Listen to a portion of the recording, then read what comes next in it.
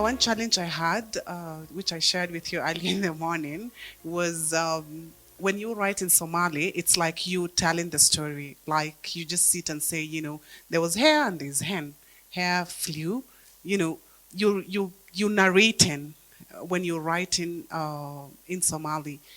And then when it comes to now translating that work into English, it has to, like, it kind of takes a different shape where you don't tell, you show.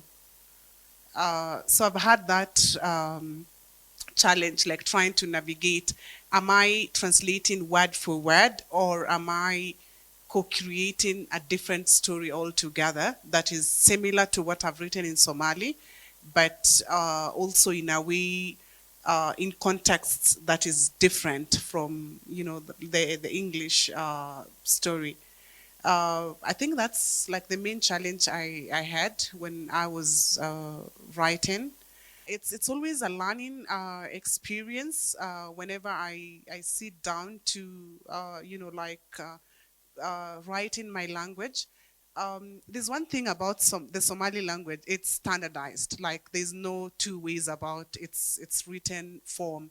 Whether you in Jigjiga or whether you're in Somaliland or northern Kenya, there's a standard way of conforming to how the written Somali is. But we have the case where environment dictates certain words. Like living in Kenya, being a Somali Kenyan, there are certain words that we use that is not, in context or in written form that somebody in Somaliland perhaps will not understand. So when you're writing, so I have to go beyond me being Somali Kenyan. I have to research, and talk to people who are drawn from across the cultures in Somalia and Ethiopia for me to understand these standardized words, what they mean. Like there's one word I've used in my writing for the first time, and I was really, I'll say perhaps I was happy to learn that there's a word, what is it called? The mirage, like when you're walking in the desert and then, yes, the mirage, yes. There's actually a word for it in Somali, and I've never known before I started doing this story that I'm doing. So yeah, I think those are the learning opportunities, and also not just learning opportunities, but I've seen in doing this story, I've seen so much that I can do in my language that I've been underutilizing before. So for me, it has been an eye-opening. You can narrate, or you can engage it, so that you are actually recreating the original, because you are the same author anyway. Yeah. But how do you ensure fidelity? How do you retain the inner core? And so on. I think this is something that, again, we will be discussing some more. But I really like the learning also, that you're also learning language, you're learning culture, you're learning things. So thanks a lot, Sarah. Something that came to me as a challenge also came up, like as a way of me trying to learn something out of it, because Sheng is mostly a spoken language. There is very little written in Sheng, apart from, I think, Shuja's, which is like a comical book, is the only one which comes out in written form. And also the guys at Gosheng are the ones who are also trying to like create something for Sheng that is written. So that was really a challenge for me when I was working on the translation, because it's really difficult to try and get how other Sheng words have been written before. So you'd find a word that I want to write it the way I pronounce it. And then when I go to like Gosheng and check the way they've written the spelling, it's different for me. And also it's different for them. Or like today, I think during lunchtime, she was showing me some words in Sheng from a community. And then for me, I check the spelling. It's different from how I'd spell it, but the word means close to the same thing. So that was also like a challenge for me. And what I learned from this is that if we continue to write more in Sheng, we can get to that point where you can standardize it and try and say, this is how these words should be spelled, and this is how these other words should also be spelled.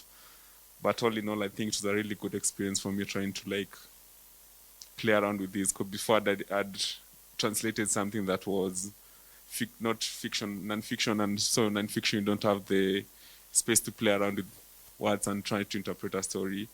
But for me, the story that I was translating was, first of all, a story that is set up in like the streets of Nairobi. So that gave me more room to play around with the word, more room to think around how can I make these like sound like how someone in the streets of Nairobi would be saying it. So it was a really good experience for me.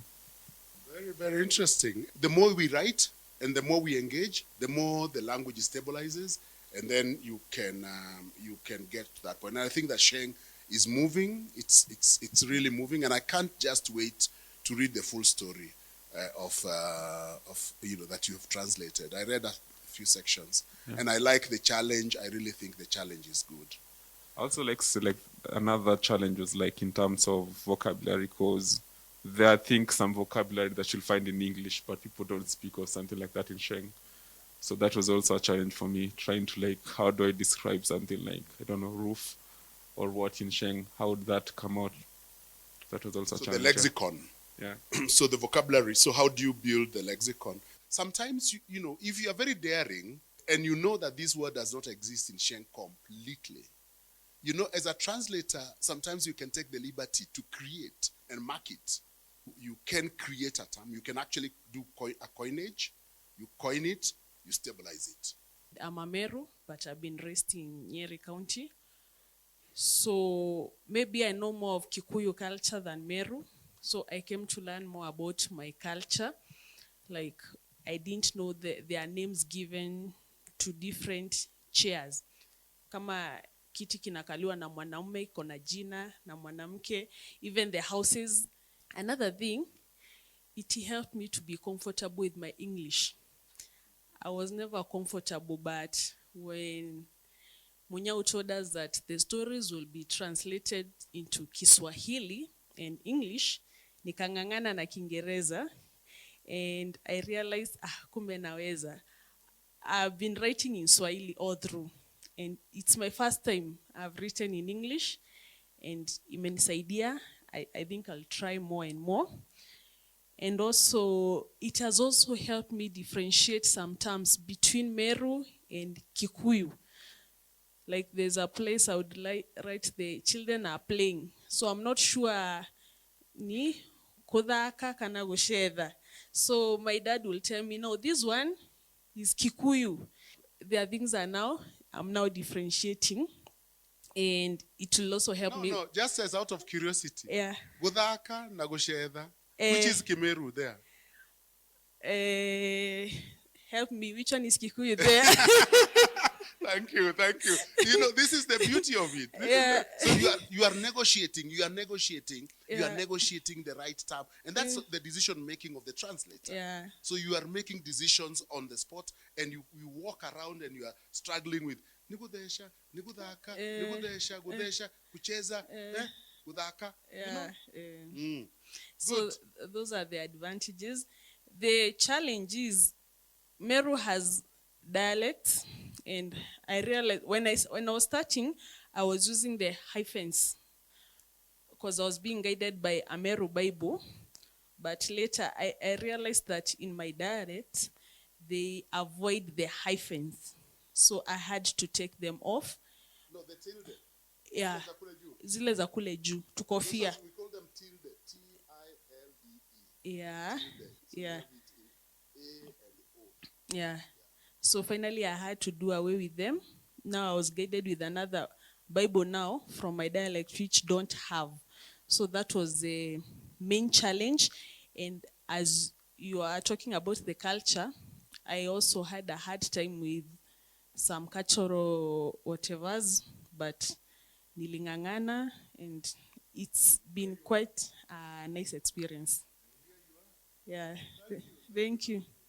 If I got to share this story with the others, and I thought, okay, now this is the best time to write it in the African language, and I chose on the Wanga community.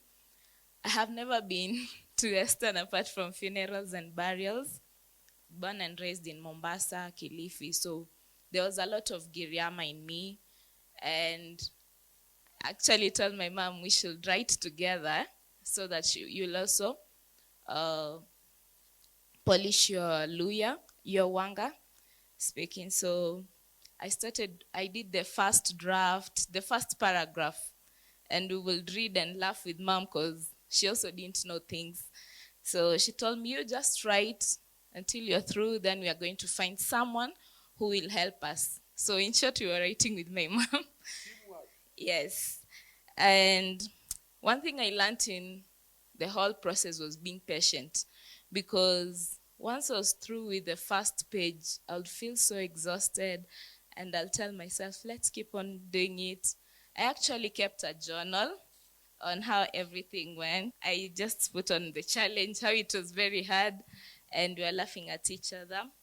So I had to join a Facebook group, and I realized there are several Facebook groups for the Wanga people. They call themselves the Aba Wanga. So from there, I got to see how they write, and I realized the discussion we had on orthography. There are those who would have a KH for who, Hupanga. The others will be Huvanga. So it was a bit confusing and challenging. From there, I got the two resource people. One who is elderly, so we will do the communication and talk, and they'll tell me, this one is polite, this one is impolite. When you use this word, it's negative, we say this, we don't say this. So he really assisted me much. Then the second person I got is one who is at least able to read and write. So he went through the work. From the first draft I sent in, that one was very fresh from the collaboration between me and mom. So the second one that I'm through with is the one that I've been assisted by the resource person. So there was a lot of learning. The Facebook group also got me friends. I now have friends who are looking forward to reading the story, because I told them I'm working on a story in the Wanga language. Yeah, that was my journey. So you understand why this is important. There is intergenerational learning. It is a very, very, and also using the technology, Facebook and so on. So it's a very collaborative, creative process. And I think this is what I'm getting from you, that and this is what we encourage the collaboration in creativity. Hiya, Yatij. Yes, thank you for the opportunity. I want to say it was a wonderful experience. My initial story was done in Kiswahili. Then I had to translate it to Ekegusi. I was so confident that I knew, or I had a lot of Ekegusi, but I got shocked that the Ekegusi I spoke was just coined from Kiswahili. When you gave back the corrected story, I came to realize that in our language, we have a word referring to mwalimu. I had put it like omwarimu, because in our language, we don't have the l, but we have the r. So I just changed that sauti peke yake. But when you gave me the corrected story, I realized, it should not be omwarimu. With her help, I realized there is a term. And in fact, that term is omworoki na omworokiwa. That is mwanafunzi na mwalimu. But I came to realize much later, Ekegusi has a lot of utohozi. I came to know that chivesa, pesa, there is an original term, and that is chiropi. But I tried to do the much I can. It was a nice experience. It was a nice experience. You might be confident in your language, your first language, thinking that you know a lot about it. Kumbe, you'll be disapproved after you've done something. It was a wonderful, wonderful experience. I realized this. If I can do 2 or 3 stories in Ekegusi Maina, I can be super. Thank you.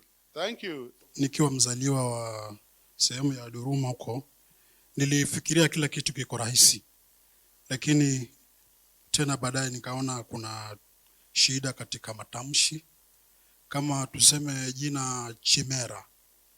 Rocha Chimera, Chimera. Chimera kama unatamka na lugha ya Kiduruma, husemi Chimera, unasema chi. Unaficha ulimi kidogo. Unaweka CHYI Kwa hivyo kila kitu kitakuwa na chi, utakuwa na yi, hivyo unaendelea mbele. Kwa hivyo hiyo ndio ilikuwa ni changamoto. Alafu pia nimeona kuna hadithi, nataka tu nieleze kwa umuhimu wa sisi sote. Wakati wa kuteua hadithi ya kuandika katika jedwali hili la Ituĩka, naona ni bora uchague hadithi ambayo utakuwa na mawazo nayo, utakuwa unatiririka. Kwa sababu ukichagua hadithi ambayo mawazo yako yatakuwa mafupi, utaishia kujirudia na hadithi yako haitakuwa na mtiririko. Kwa hiyo ni muhimu sana tunapoteua hadithi za kuandika, tuteue hadithi ambazo zitakuwa na mawazo mengi, na tutachangia vizuri, na tutatiririka vizuri, na tutawapendeza wale wasomaji wetu. Opportunities I got in doing my writing and translation was that I was able to see the difference between my language and English. I found myself thinking in, like two worlds. I have my language. I thought some things were very easy to me. They were obvious. But when it came to translation, it became a totally different thing, a different way of thinking. When I go to figures of speech, you understand, Kianiotuko. Now I looked for an equivalent of that one in English. I was like, okay, but somehow I got around it. What would you call minor? What is Kianiotuko in English? So you have such terms. You have other things like kaihori. I had the word kaihori. I wanted. I just the calabash. Yeah, the calabash. Is it now the half-cut calabash? Is it the serving calabash? I couldn't really get at that, and I think I left it at that. There is the issue of tense that I thought would give me havoc, because you see in our languages we are able to go back in time and space. We have the near past, the immediate past. Yeah, we have all the pasts.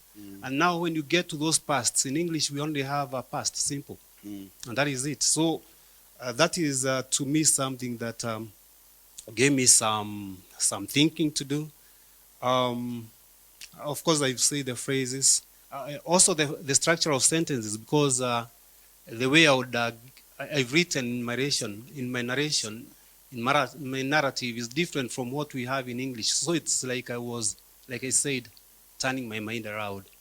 Pause kidogo. We give Chakava a chance just to say kwa heri. I have heard, and I think you are doing a good job. Just keep on with that.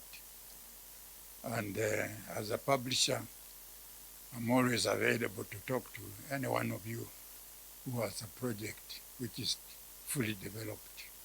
Thank you. Thank you, Henry. Thank you so much.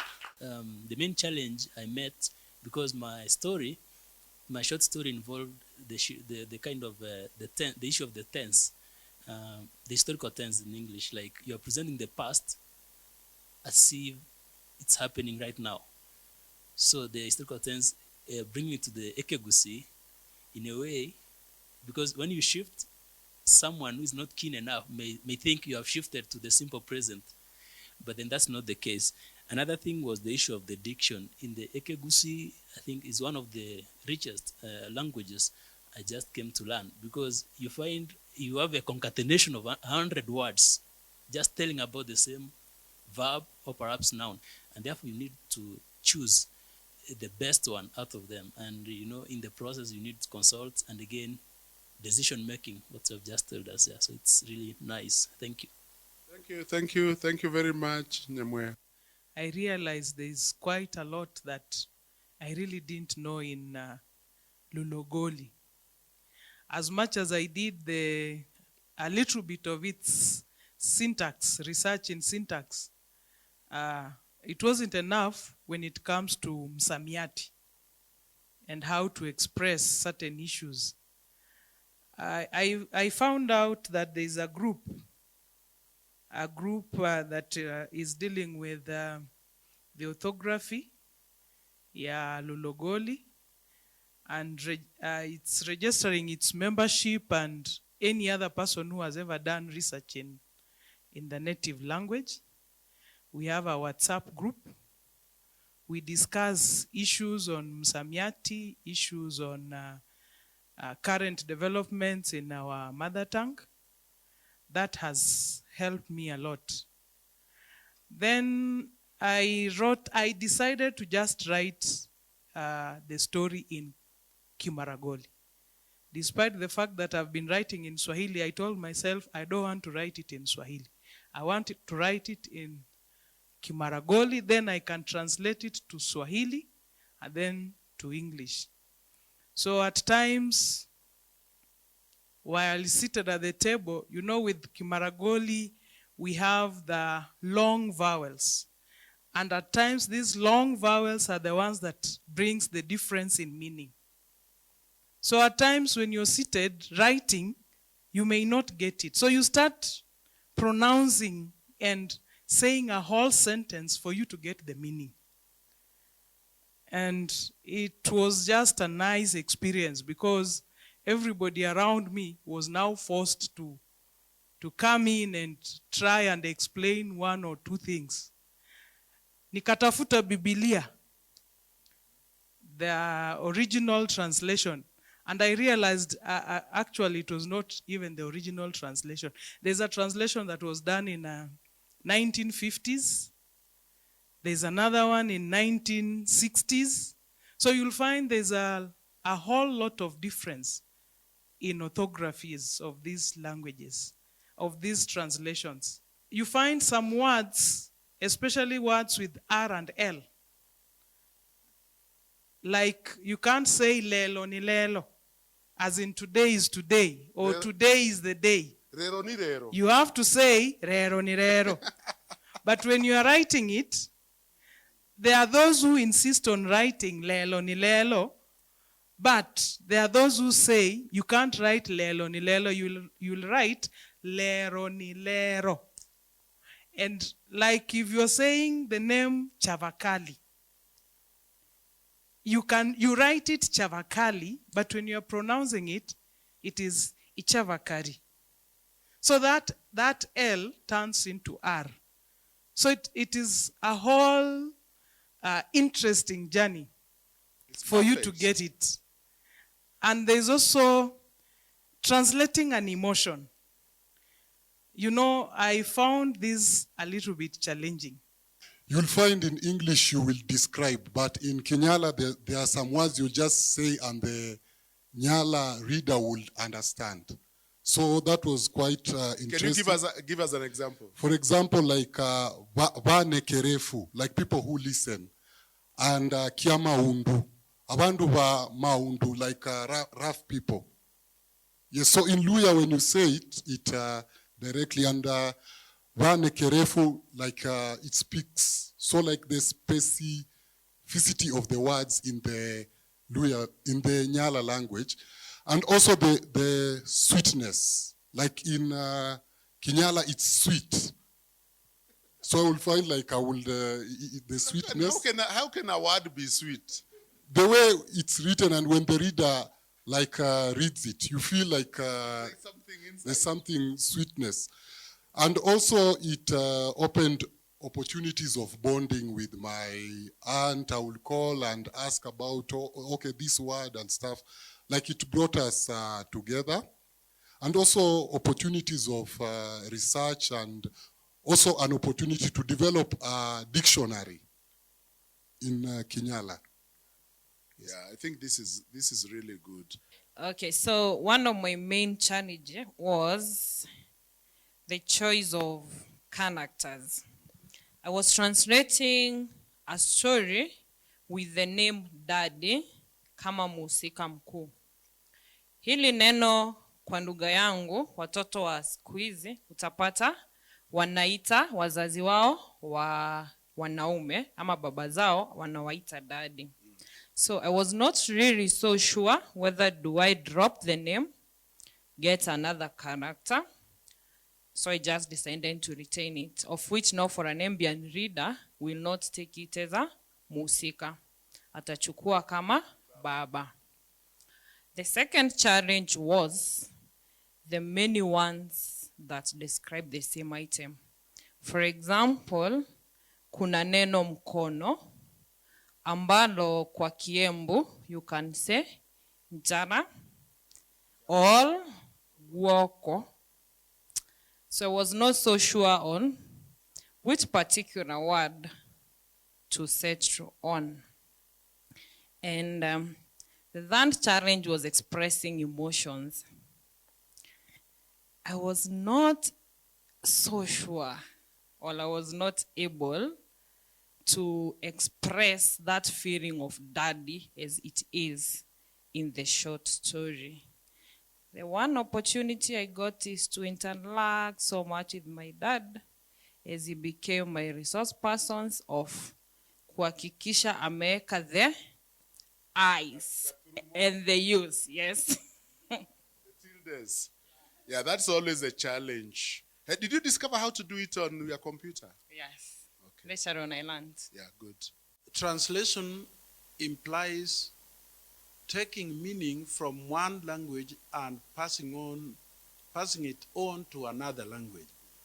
But then as you do your creativity, or as you use the language, you come across what we call nonsense expressions. Now, what nonsenseness in one language cannot be easily be transferred to another language. So nonsense difficulties I found very, very challenging indeed. And if you transferred them as they were, they became weak and senseless, kind of. But a nonsenseness in the original language would be very powerful. Another thing is I come from a culture where people praise themselves. I don't know if you people praise yourself. The name your mother and father gives you is a name. But when you go towards the teenage, you begin to give yourself extra names of things that you value, that you stand for. And when I was young, in a dancing party, if you had claimed a name and somebody else tried to take it, it would end in a fight. And in some cases, it could even end in death, defending your name. That is how serious the praise names are. So you can see Guambo, Jacob, Baba, Tinga.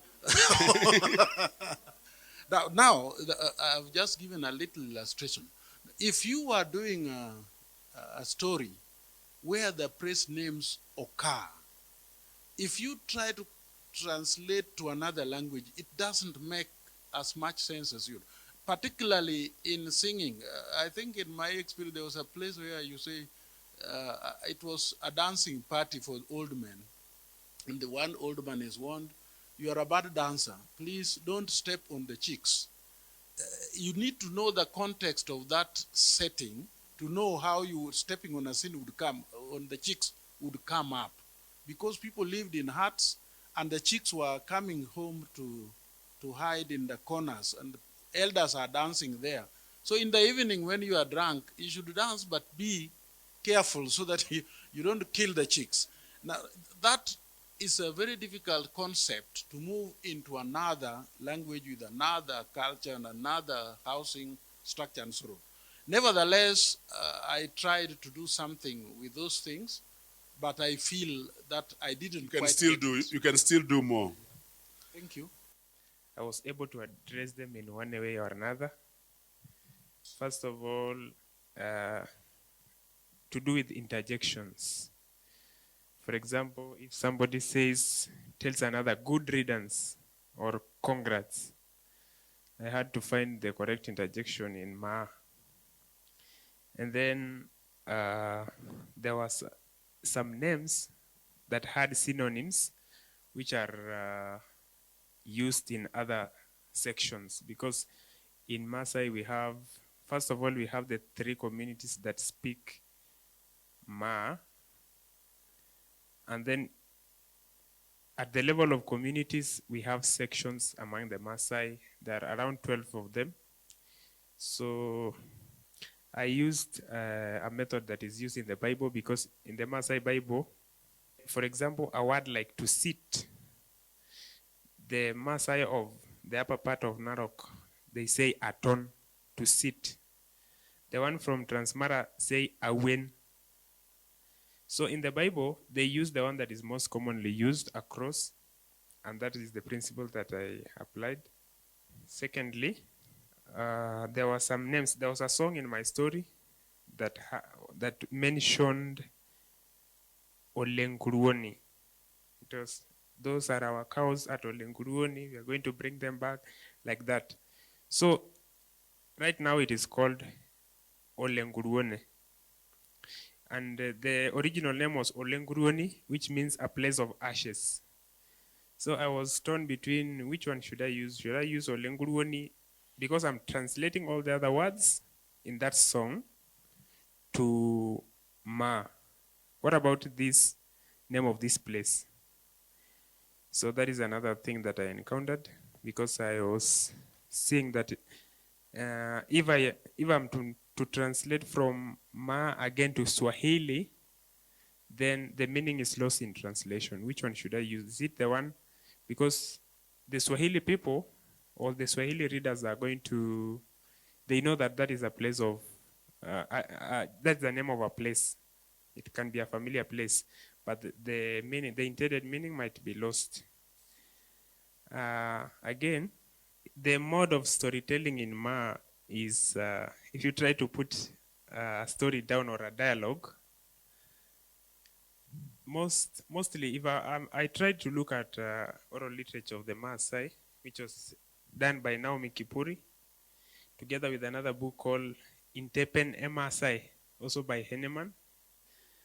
The story is just translated in direct speech without quotation marks, all through.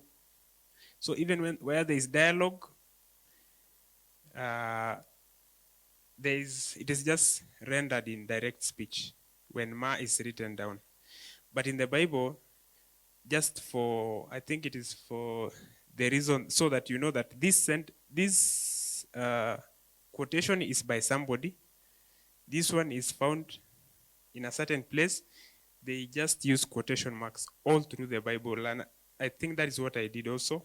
I also had to compare notes with the Samburu and the James for names like a gun, risasi, magazine, and what is it? How do we say in Ma to cock a gun? So those are some of the things that I encountered, but I think in one way or another, I found my way around this. If I was in your shoes, I would retain the Maasai, Olenkuruoni, because it will still be familiar. It will not misdirect the reader to go to Nairekenkare, for example. They'll still be in Olenkuruoni, isn't it? Yeah. So it is all right. I think that I would retain. I don't know how you dealt with it, but that's what I would do. Now, it's become difficult to translate it to Ekegusi. Then I translated to Ekegusi, Avoi. It was very difficult. Then I decided to translate to English. Now, it become very difficult in introduction part, ule utangulizi, kwa sababu unapoanza utangulizi, ule utangulizi unakuwa ni mkutasari wa hadithi yenyewe. Now, it was very difficult. Then, naming of places and naming of events, naming of characters. For example, in my story, there is a character called Mlachungu. Now, in English, I decided to leave at that Mlachungu. That's one of the challenges. Then translating from Swahili to English, then I said that how languages speak to each other in Swahili and in English. Then when it comes to explore the thinking, it helped me to think more on how to explain my ideas and so on. Thanks. Nilikuwa na tafsiri hadithi ambayo imeandikwa na Goro wa Kamau kwa Kiingereza. Kwa hiyo nilitafsiri kwa Kiswahili in 2016. Kwa hiyo nilipoona kwamba kuna mradi huu, nikaamua kutafsiri ile tafsiri ya Kiswahili kwa Kikamba. Mwanzo niliona kama ni kitu kidogo, lakini baadaye nikaona ni kitu kikubwa, kwa sababu like one thing that was so outstanding was that in English and Kiswahili it was easy to say the story that put the village of Kibuku in the headlines. But in Kikamba, they don't have a direct term for headlines. So it was so hard, I didn't even know what to say. I ended up just saying my own things, because what is there in Kikamba is news in brief and news in the opposite of that. Then now we had names. And because originally this story is done by a Kikuyu, so there were certain terms that I initially thought this one is just going to be easy. But then in Kikamba, like there is a term, Muriranja. And I've just discovered here that I actually translated it, and in my mind, what I did is correct. However, the meaning I have in my mind of the word that I thought, now that Kikamba na Kikuyu, they are just neighbors, so this must mean this, Muriranja. But there's a sense in which if you pronounce Muriranja in a particular way, it means one who guards. But there's also another sense, if you pronounce it in another way, sounds like somebody who eats from outside. Is eating from? It's Muriranja, yes, one who eats, na Muriraja. Yeah, so it's two different words. Thankfully, my translation in Kikamba somehow ended up saying the same thing. So when he said it is guarding, the one who guards from outside, I said, thank God. Much as I didn't know. But of course, there were many other things like the other names, for example. Tell us a little bit about the name, because, Kanene, this is very relevant to you, what he's saying now, because of Daddy. Yes. So there is the Kikuyu story. The English story is written by a Kikuyu, so he has Kikuyu characters. So there's Njaga. In Kikamba, we do not have NJ. But we have what would sound like Nja in Kikamba, which is NGY. So that a poor man or a poor person in Kikamba is Nja. NGYA. So Njaga for me became that which would be pronounced by my mother in an easy way, in a Kikamba way. So I took this Njaga, it straight away became NGYA. KA, because in Kikamba we do not have G. So G does not form a syllable. G, we can't have something like GA, for example. We can't have something like DA, for example. That's why Kambas mispronounce girls, boys, things like that. Because for us it is boy, for us it is girl. So I brought the names closer home by saying Njaka, which would be, if my mother reads Njaka, she may never have had such a name in the village, but she will read it Kikamba. Then there was Alice. Of course, we know Alice is Alice. In English and Kiswahili, we have no problem because we have Waswahili wanaitwa Alice, Alice Nyundo or something like that. But in Kikamba now, my mother is not likely to read that Alice with a C. So it became S-I, because that one goes home. And then we have Kikuyu again, Gitwa. So G, again the same thing, as we don't have G forming a syllable with a vowel. So again, that becomes Ki. So Ki is Kikamba. So Gi, you substitute the G with a Ki, so that Gidwa becomes Kitwa. And then Mureranja, finally it became Muianza. If you pronounce Muianza in two ways, there's one way you pronounce it becomes someone who goes outside. And the other one means someone who eats from outside, somewhere outside. So it was a learning experience. I found a place where the Bible is quoted, but the Kiswahili, easy to do.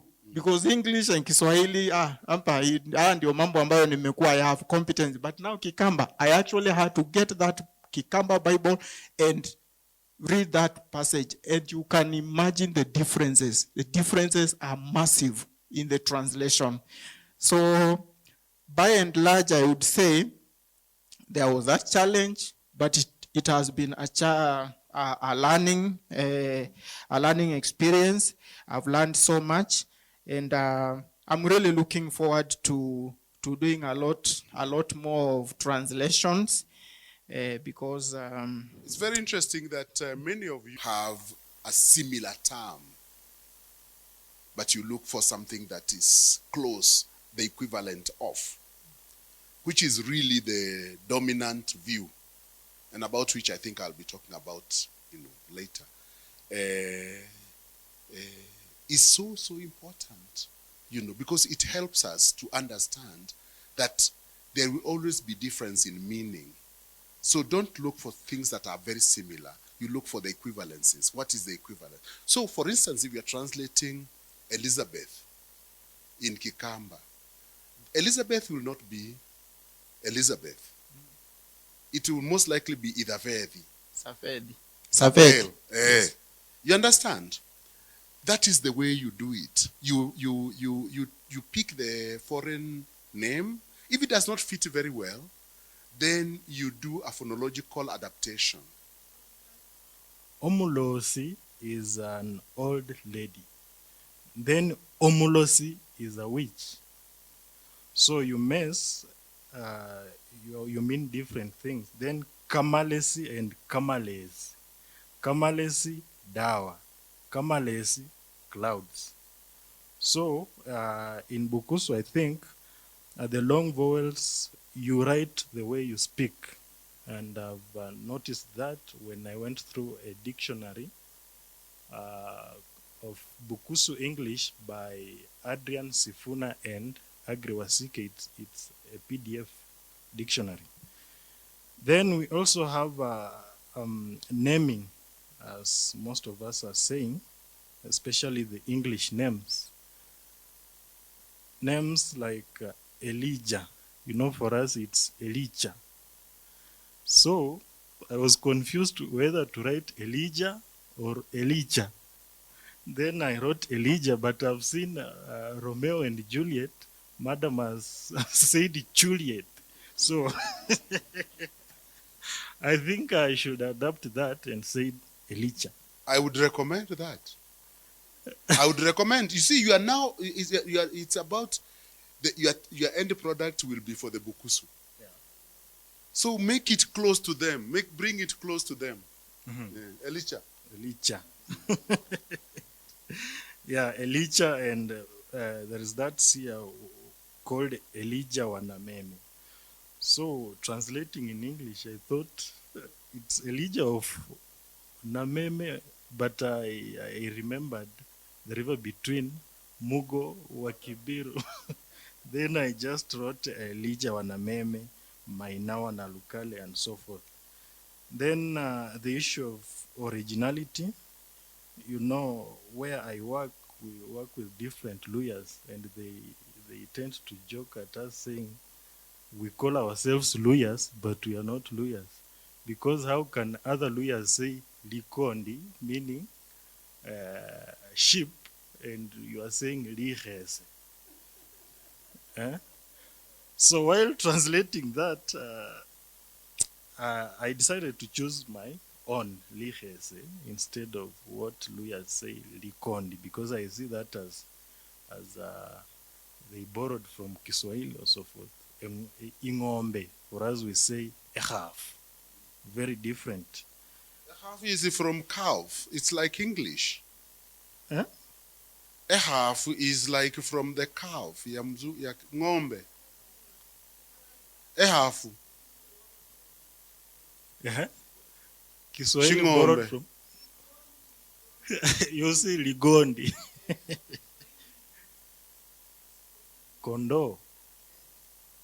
Ni kondi na kondoo, hakuna. No, but you see, it's Bantu. You see, Bukusu is a Bantu language. Yeah. So in Gekoyo, it's Ngondu. And in Ekegusi is Engondi. So you can see the proximity, much like Kigiriama, Kiduruma, and so on. And of course, if you know your language, you can hang out. You can hang out huko. So I want to encourage you. Wewe kaa tu hapo kwa Kibukusu, and you are going to be all right. The title in Kikuyu is like very different to my English translation. What is Wandahuhu in how if you are to paraphrase Wandahuhu? Wandahuhu is the greedy one. Kimani, yeah, yeah, yeah. Litumbo lisiloshiba, technically. I mean, it's like the unsatiable one. Okay. Yeah. So it's like because it's like he's always trying to look for things to eat. So you change the title. So you change the title to it was Wandahuhu and Wandahuhu and his brother Doreka. Okay. So actually you could, if you engage the title a little more, you could actually have an English expression that retains the character. So how did you translate? What is the... No, it's completely different. It's completely different. The whispering darkness, very different darkness, from... okay. Yeah, yeah, it's an interesting concept because it's allegorical, and you could instead of coming up with a completely different title, you could play with the concept of Wandahuhu, in English, in terms of being insatiable, being being the one that just gulps and stuff. I mean, I'm sure that if you go deeper into your mind, you can get something that shows the character, because you want the character to come out. Yeah, you want the character to come out, and the character really is the one that wants to gulp, to take everything around them, isn't it? Yeah. So go deeper. But I think go deeper and just see whether you can retain. If it is impossible, then you can go now sweetness in darkness and so on. Yeah, but because if you look at some of the writings from the Russians, Chekhov and others, I've been translating, but now translating myself, I found that very interesting for me, and I did the translation in less than a day, I found that much easier because I know the content of the story. So that was, but I've never thought, translating myself, I've never thought about that. So it was, so doing the English version was much quicker. The Kikuyu one was different, one because of the extra vowels, so the keyboard, so that makes your work a bit, you type slowly, but in terms of the creative process, and this one I remember when I was doing my PhD, my supervisor always used to make fun of me. He's like, stop thinking in Kikuyu, just think in English too, and I think how wrong he was, because when I'm thinking in Kikuyu, the creative process for me flows much easier than in English. So the story was flowing much easier when I was thinking about it in Kikuyu, but not the typing, because of the O and the A, that gave me. So I think that was. And number two, you're talking about the collaborations. I think for me, which worked best was every Saturday we have like a Zoom meeting with my brothers and sisters, and when we're speaking and remembering old stories and songs and stuff like that, so that helped me a lot, to remember so many other things. I've done my research on Kikuyu music. I'm still a fan of Kikuyu music. Music has also been a very useful resource for me when I was doing this story. And I think the last one, translating, Mudeshaitu, Kuria. Yeah, that's a tough one. Yeah, so I just changed that differently, and it appears nowhere, but the idea is there, you know. But this is a mythical. This is a mythical. Mythical character. Yeah, isn't it? Some tall. What are the characteristics of this? Tall. It's very tall, like as tall as hitting the clouds. Exactly, but in English I have it's about a woman who was walking around, you know, in her high heels and stuff like that, you know, very majestic and stuff like that. Yeah, so I changed that. Instead of Modeshaitu, I put like an ostrich strutting the savannah, you know, but it maintains the same idea, you know. But I ran away from Modeshaitu because I couldn't translate that, you know, the legend. It's a very, very good journey, and I believe that we will succeed eventually because we are learning together.